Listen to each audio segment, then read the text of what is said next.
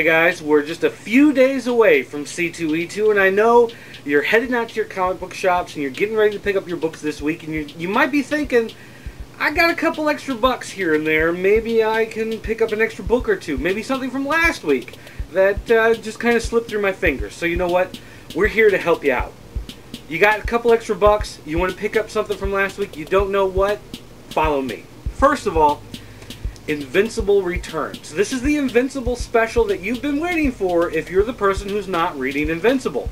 Now, I know a lot of you are thinking, hey, you know, I've always wanted to get into Invincible. I know it's from Kirkman. Kirkman's a great writer, and I really wish I could read more of his stuff. Well, if you want to get into Invincible and it's 70-some issues into it and you don't feel like hunting them all down or picking up all the trades, then this is the issue that you want to get your hands on.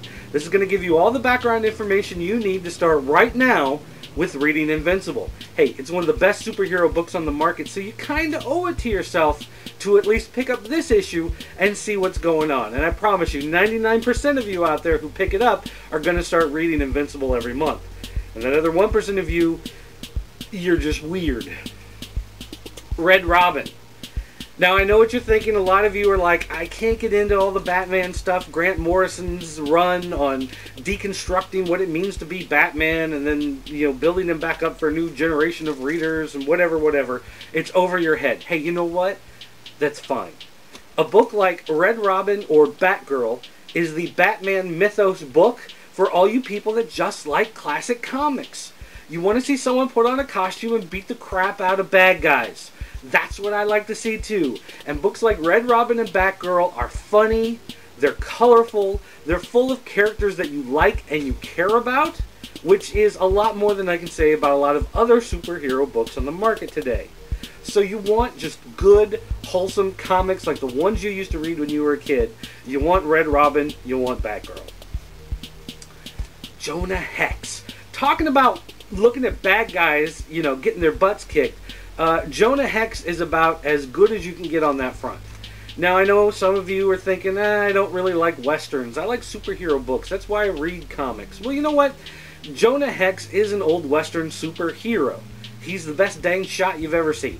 But, you know, besides that, this is full of just great cowboy, Old West themes, evil henchmen doing their dirty deeds, someone's in cahoots with the sheriff. But the best part is, a guy like Jonah Hex spits twice, pulls out his 6-shooters, and everyone's dead. That's awesome. Come on, you gotta at least go with me on that. And this particular book from Jonah Hex, this is one of those one-and-done type issues. Even if you've never read it before, you can just pick up this one, you get a great story out of it, and you might be coming back next month too.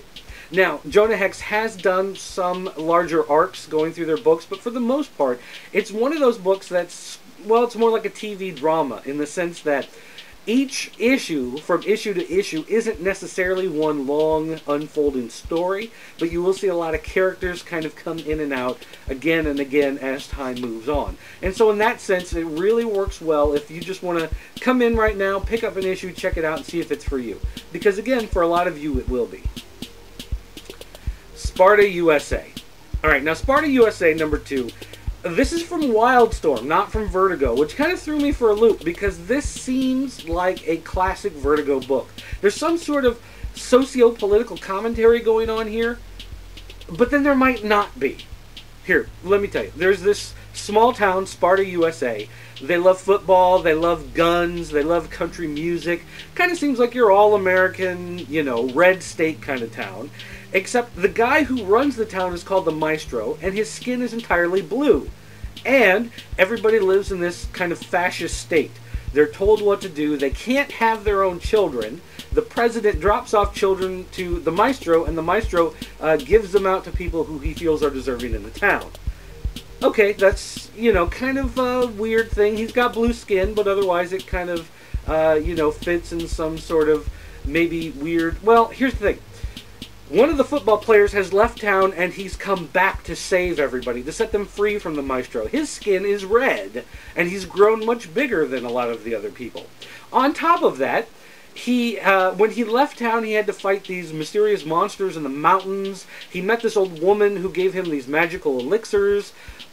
You know, there's some sort of weird thing going on here that doesn't necessarily make sense. And so again, there might be a political message. You've got this fascist blue guy, you've got this red guy fighting for freedom. But at the same time, old witches, monsters in the mountains. I don't know. I don't know. I don't know. But it's amazing enough, and it's just weird enough that I'm coming back for more. And this is one series I'm going to see through to the end. Now, for those of you who read Ryan Porter's Comics Corner last week on ineedcomics.com, you heard about S.H.I.E.L.D. #1. In fact, most of you went out and bought S.H.I.E.L.D. #1 because it's already sold out and it's coming back for a second printing. But some of you may have missed this little gem. Now, Jonathan Hickman, who's the writer of S.H.I.E.L.D., he's one of my favorite guys, and he's working on Fantastic Four, which is another great book you should be checking out. But Dustin Weaver did the artwork on this book. And for a lot of people, they thought, wow, that artwork is really nice, and I'd like to get a better look at it. But, you know, what are you supposed to do? Everything's color-coded now. It's computerized, colorized. Everything has all these gradients and shadows and all this stuff added to it. So Marvel actually released a black and white version of S.H.I.E.L.D. #1. There are no ads in this book. In fact, back cover's just completely blank. And there is some bonus material at the end of some, character information and whatnot like that. But otherwise, this is just the book printed in black and white. And for those of you really looking into doing some comic book artwork, this is about one of the best things you can get to see, just fresh, unadulterated artwork. A lot of line work, a lot of detail work. For those of you who even want to get into coloring, you could probably scan in some black and white pages and color it yourself. Although don't scan the whole book. That would be a copyright infringement. And, that's a story for another day. But for those of you that just want to see this awesome, awesome artwork just as it was, as it is, as it's meant to be before it gets to the colorist, this is one of the best things you can get. It's $4. Same price as the regular book. It's the whole story, so you can just sit down and read this if you didn't already buy #1. But if you did buy #1 and you want to get a better look at some of the artwork, well, this is one of the best things you can get your hands on.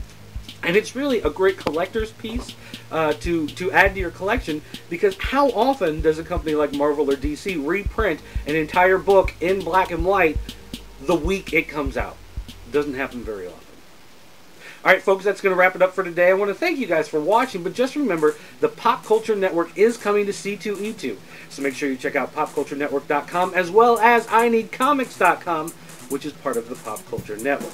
Thanks for watching, guys, and we'll talk to you later.